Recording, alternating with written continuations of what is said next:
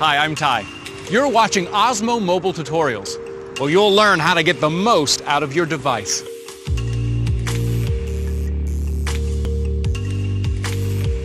Before we jump into the tutorial, it's important to understand how the Osmo Mobile reacts to your movement.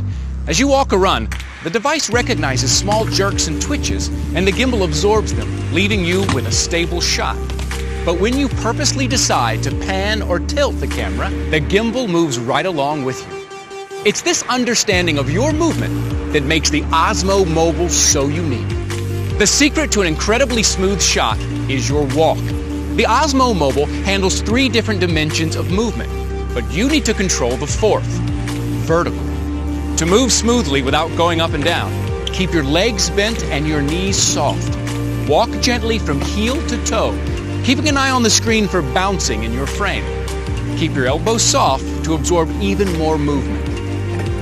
Master that, and you can start thinking about running, climbing stairs, even tackling obstacles.